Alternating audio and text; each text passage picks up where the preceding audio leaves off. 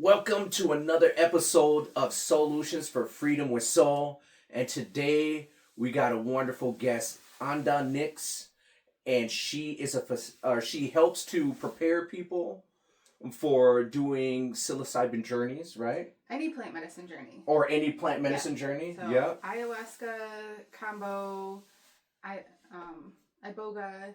Oh yeah, I just learned about that. Yeah, that's an intense one. Yeah. I tried. I tried it, but it wasn't as I don't know.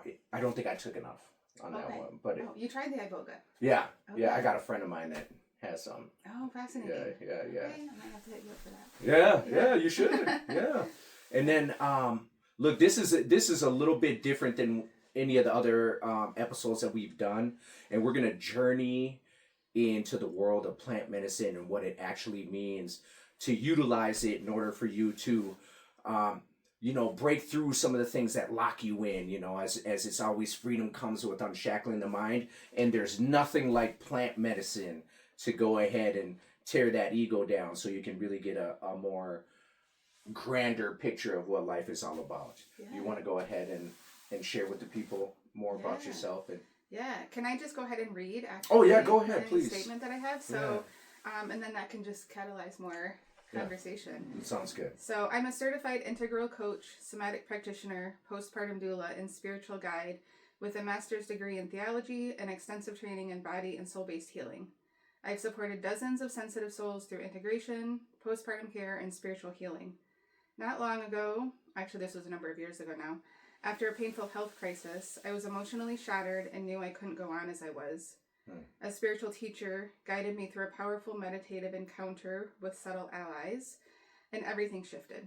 Soon after that, I joined a spiritual community. This was back in Michigan, and I attended my first psilocybin retreat through that community. And now I help highly sensitive people transform their plant medicine journeys into lasting life change, guiding them to set powerful intentions before ceremony and integrate the wisdom afterwards. So their visions and all that beautiful stuff that they got out of their ceremony isn't wasted, but takes root in daily life, in their relationships, and helps them to follow their soul's path. Yeah, that's what's up. I think a lot of people need that, Yeah. Like people get stuck in the everyday, repetition of living life and paying bills and going to work, and they realize or somehow deep down inside they know they're missing something, and I think what you do helps people realize that they're more deep. There's a lot more to them than just the everyday drawl of work. Yeah. Plant medicine can really highlight that something, right? Like whatever it is you feel like you're missing or you want. For me, my first experience with plant medicine was psilocybin, and I was actually like, up to that point, I had had a number of years of doing my own internal work. I'd seen the energy workers, and I'd been to therapy, and I'd done art therapy and breath work and bioenergetics and all of these things. Holy smokes. Yeah. I'd done a lot. I'd done it all, and it started to feel like I was spinning my wheels. Right? Yeah. Like I wasn't just like I wasn't moving forward, and I couldn't figure out why. And then and then somebody pointed me in the direction of the psilocybin, which I'd experimented before, like more recreationally. Party, as most of us. Yeah. We've all been there. Yeah. Totally different experience, though. But I'd never done it with intention before, and with the integration. And so I signed up for this retreat. It was really expensive. I wondered, like, what am I doing? I had those questions. I had those thoughts. But it really shifted things for me in a really big way. Like all of those pieces that I've been putting into place, it was like they all fell into place. Yeah. Like all those pieces that I've been gathering, it was like boom, boom, boom, boom, boom, boom. Yeah, it's interesting because Maeve and I, we always talk about that, like being in Ashland, where we are right now, Ashland, Oregon. There's a lot of people that are into the whole spiritual, and it almost seems like they're just constantly healing, constantly doing the work, constantly healing, but it doesn't seem like there's ever any, there's no traction with it. Like, what are you doing if you're constantly healing? That means you're constantly still in some kind of traumatic response. Yeah, exactly. I think what those people are missing is the integration piece. Yeah. Right? So whether that's a plant medicine journey or, you know, you're doing breath work on a regular basis, like that's oftentimes bringing stuff up. Or like in my psilocybin journey, I saw these, like, they were almost like giant boulders. Yeah. And I realized they were, I don't know, they were almost like portals or gates, sort of. Right? Oh. And it was like, they were just like there to show me things. And to show me like ways that I could, you know, like patterns that I was stuck in, or ways that I could move forward, or ways that I could like take this thing, you know, that I've been doing and actually use it. Yeah. But if I just, you know, did my psilocybin journey without, if the psilocybin journey was just that, and then I just went along my life, I wouldn't have. It would have. I think it would have just been wasted. Yeah. And if anything, I think it could have done more harm, because it was pretty overwhelming. Oh yeah. Honestly. Yeah.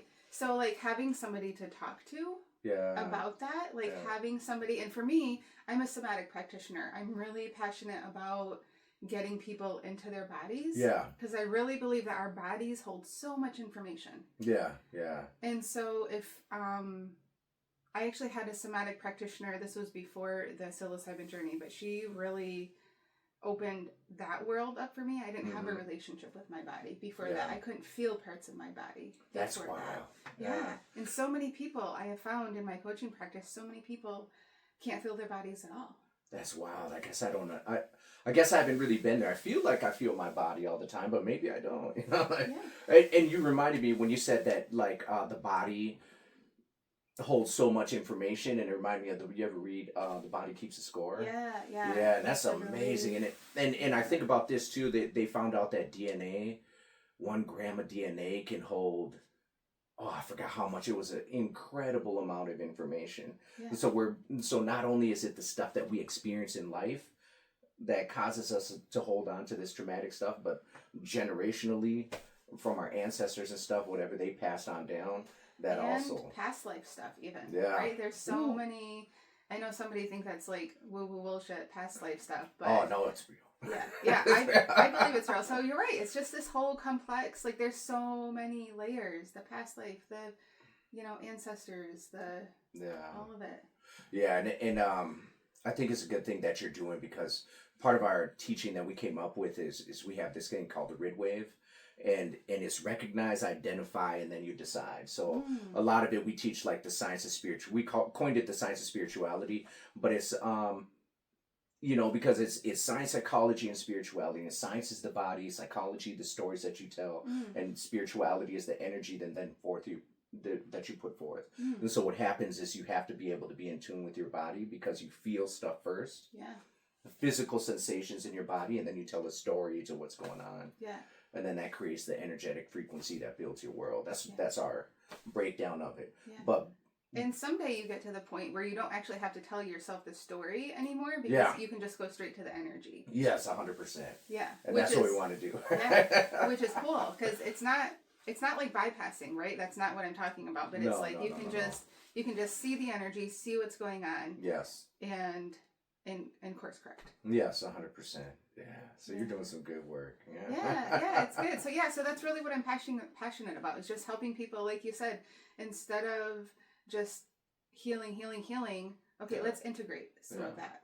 Let's go into our bodies and Could you maybe give them an example, kind of like some of the stuff you might do, even for both somatic and, you know, before and after they go on their journey. Mm-hmm. You know. So one of another thing that I'm really passionate about, I actually have a workshop that I do on this, and it really resonates well with people. The workshop is called Beyond the Scene, and it's about working with.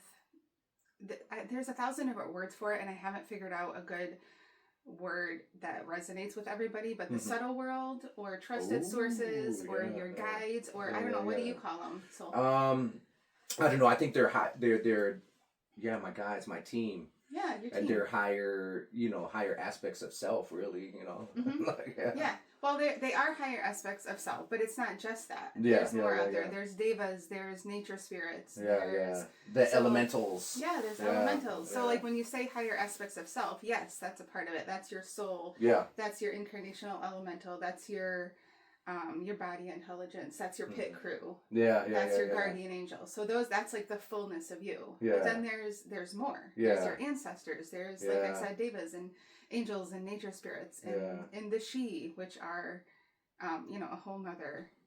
Anyways, so that is one thing that seems to come up a lot in my coaching and that I've developed is how to work. I don't even like the word work.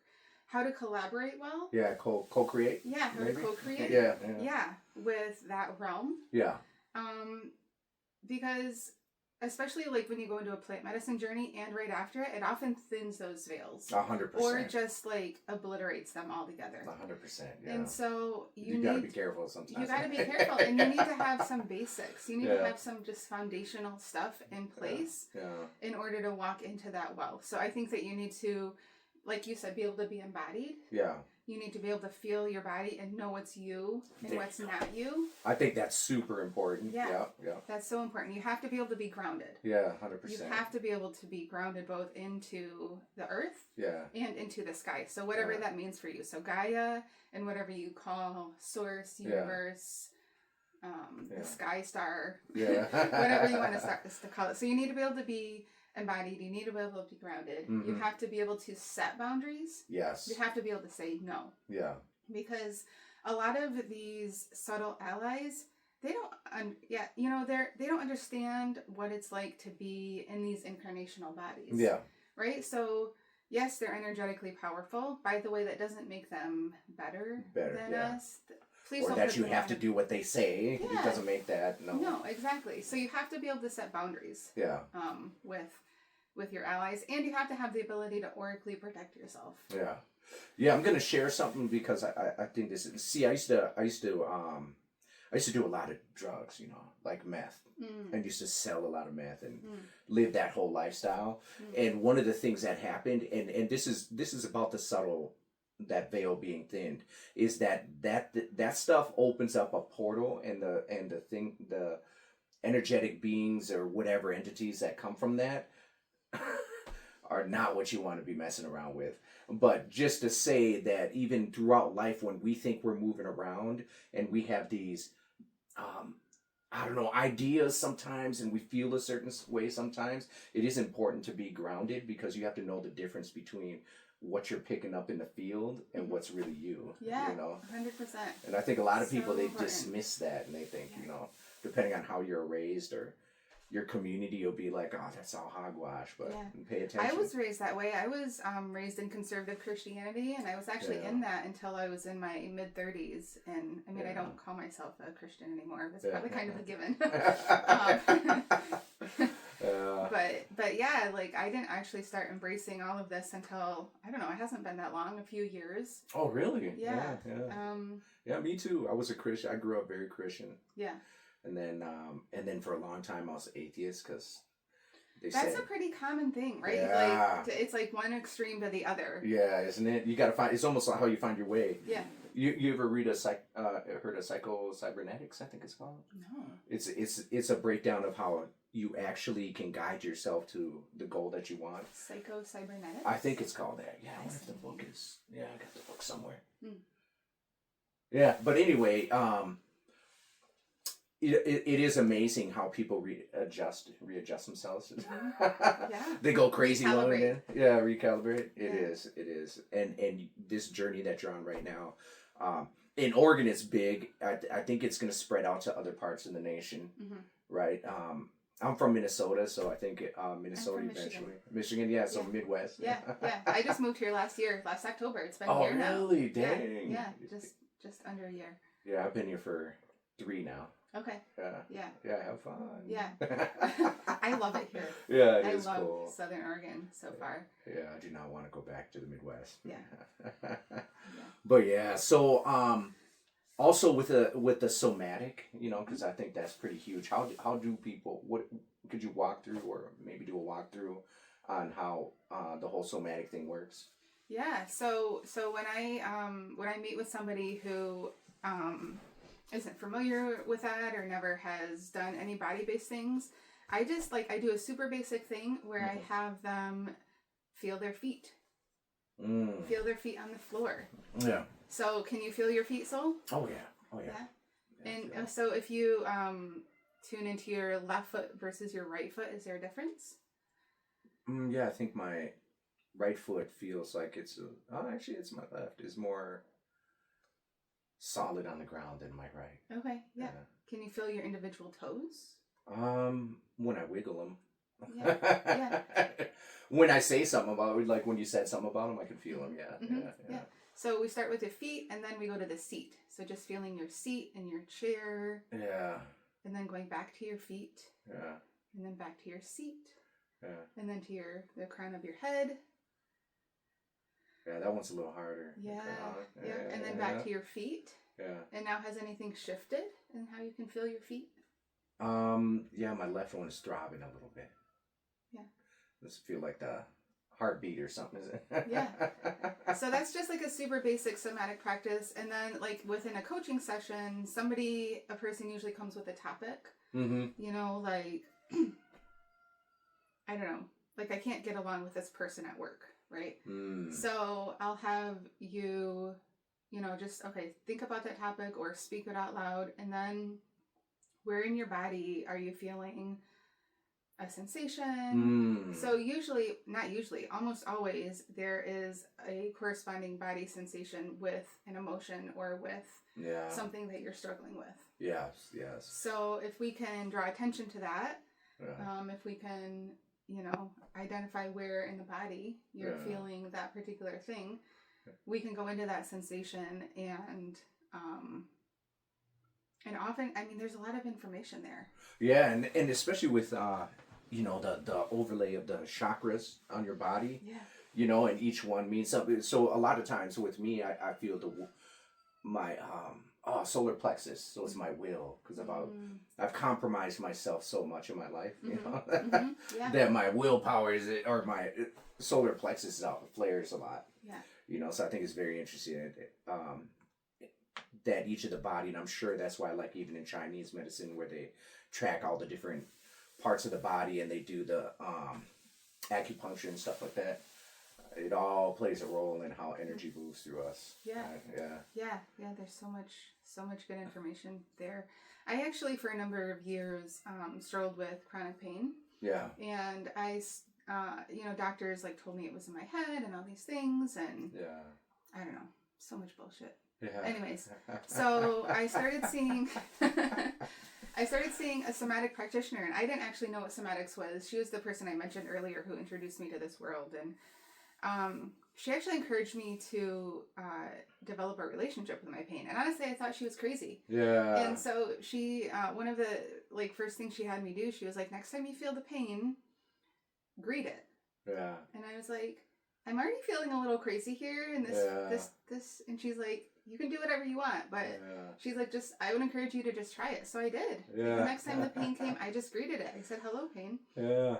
Hello, darkness, my old friend. Yeah. Yeah, that's awesome. But that was the beginning of it for me, and I really developed this relationship with my pain, and it really shifted things, and I started to learn, it started to show me colors. Really? Yeah. Oh, dang. So, if it was, red one day, that was okay, that means that it's, bad. This is bad. This is a bad day. And I know that I need to, do X, Y, and Z. That's amazing. Yeah. If it was blue, it was usually, shifted between red, blue, and purple. Yeah. And it had spikes, and it had textures, and I really learned to, work with it. Yeah. And eventually, I don't have that pain anymore. Oh, that's amazing. Yeah.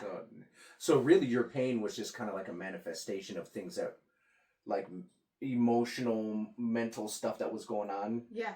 And then it was layers of it was Christianity stuff, family stuff, cultural stuff. Yeah. There's just a lot of layers that were affecting it. Yeah, I teach a class, Identity Mastery, These is Self-Mastery, and this is, I give everybody a shirt after graduation, and one of the things that I talk about is like your identity and the things that you believe. It's really programmed. Like I believe that like I was meant to be a criminal. Like I was born to be a criminal.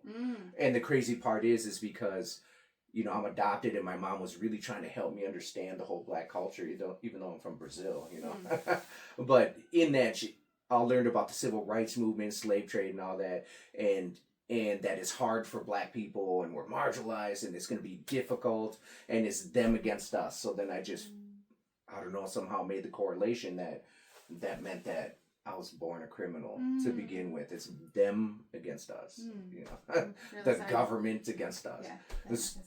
Yeah, so it's all that programming is who plays a huge role in our lives, It's heavy. And at the same time, like for me, I have to be really careful not to fall into the victim mentality. Yeah. Oh, 100%. Yeah. Yeah. 100%, It's like this both and. Like, yes, there's this patterning, there's this conditioning, but I'm not a victim here. Yeah, 100%. Because you got a choice now. Yeah, I have 100% have a choice. You have a choice. I have to own all of my own stuff. Yeah. Radical responsibility. 100%. And when you're traumatically triggered, it's so hard to own your own stuff, and especially when you're right in the middle of it. Sometimes you got to wait till it's a little bit over and be like, okay, what just happened with me about what's going on, right? Yeah, it's amazing stuff. I think a lot of people, it's amazing how many people actually are traumatically triggered about stuff. And so many people, it's amazing. I was just thinking about, I don't know if this would work for a podcast, but so I also have training in Eden energy medicine. What's that? Eden energy? Yeah, it's just a form of energy medicine. Donna Eden actually lives in Ashland. Oh, really? Yeah, and she's created this whole system. She uses there's like 9 systems of energy in our bodies. Huh. The chakras, the acupuncture points, meridians. Yeah. But she has what she calls the daily energy routine. You can actually just go on YouTube and you can YouTube Eden energy medicine daily energy routine. But she has this thing that she calls the Wayne Cook posture. Can I show it to you? Yeah. So please do. So you cross your leg. Okay. And you put let's see, whatever hand you're doing. So your left hand would go like this, and then you put this hand here, and you pull, and then you lean back and breathe in. And then out, and then you do that 3 times.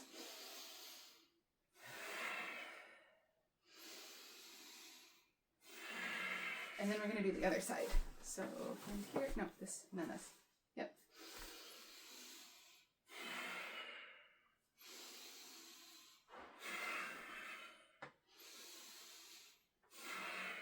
And then just like forehead, bringing the blood back here. And this just sort of opens up your energy system. And for me... I just smell a pool. You smelled the pool? Yeah, like swimming out of nowhere. Okay, see, so it did something to you. It opened something up. It triggered something. Yeah. But there's actually a lot of like movement is another really beautiful way to move energy through. Yeah. In this Wayne Cook posture that I learned through Eden energy medicine is a really good if I'm stuck in a pattern. Yeah. For me, this is something that just helps me like move it through. Yeah. And then I can get to the point where I can, I can feel my feelings. I'm not stuck in there anymore. I can process. I can do what I need to do. I can integrate. Yeah, that's a good thing to do. I think that sometimes we really underestimate how much energy gets stuck in our field, in our body, in our auric field, whatever you want to call it. Yeah. And a lot of it has to do with your man being dysregulated, and really you're having beliefs and thoughts that really don't align with who you are, and you're just stuck in this. Yeah, so you asked earlier, like, kind of what does my coaching look like? And I actually do incorporate a fair amount of movement. Yeah. And, because we sometimes movement or even breath just will move it out. Yeah. So that we can get to that other side where we're no longer triggered. Yeah. No longer stuck in that pattern. And then we can really, okay, what just happened? Let's talk about that. Yeah. Oh, that's good. I'm going through it right now. So Yeah. I had to do a lot of breathing and reassessing and all that kind of stuff and moving because, I started stretching and everything because I already know if I just sit in one place for too long, it's just, everything will just get stuck. Yeah. You know. Yeah. That's a great thing to notice. That's a really good observation. Oh yeah, 100%. Yeah. And I think in society we do a lot of sitting. Like a lot of our jobs are sitting. Mm-hmm. School, we teach our kids to sit for Mm-hmm. hours on end. Mm-hmm. You know, and then we go to work and sit hours on end in one place a lot of times. And so I think it's very important for people to be aware of what's going on. Yeah. And who they are and what they need to do. Yeah. This is awesome. Yeah, this is great. Yeah. Let's see. I just want to do a time check. Did you see what? Yeah, it's just to make sure. I do need to leave within the next 3 minutes. Okay. Cool. So then, we can just end it then, because I really appreciate you having this conversation with me. Yeah. I think it was awesome. Thank you for reaching out. Can I plug my? Please do. Yeah. And then we'll also put underneath, or we'll put it in the. Okay. Yeah. So I do these free consults for people. I call them synergy sessions just because consult is kind of boring, but it's just free 30 minutes. We just chat. It's no pressure, see if we're a good fit for each other. Yeah. And I'm also, right now I'm working on a free offering. I'm calling it, right now I'm just calling it the common pitfalls to plant medicine intention setting and integration setting. That's really long and clumsy, and I'll come up with a better name for it. Oh, it's good. At least you know what you're doing. I know what I'm doing. You know what it's about. I'm getting there. But that's just going to be a free mini course that I just want to put out there. Oh, that's awesome. Just to offer it to people. And I'm really dedicated to making it high quality excellence. I feel like so much of the free stuff that's out there, it's just shit. Yeah, I know. It's kind of no, and I think that's very important. It does have to be important. So, everybody, check her out. Yeah. We're gonna put all her contact information that you're willing to share, right, down below. And especially if you're gonna do a journey, I want you to check in first. Yeah, get the most out of that plant medicine journey. Do that intention, do that integration. Even if you don't do it with me. It doesn't even need to be with a professional or a coach. You might have somebody in your life, a good friend that you can just talk to. But set that up before your journey. Make sure that you have somebody to talk to, so you can get the most out of that plant medicine journey. Yes. And thank you for joining us on another episode of Solutions for Freedom. Solutions for Freedom with Soul. Ooh, I almost messed up my own title. See you next time. Yeah, thank you.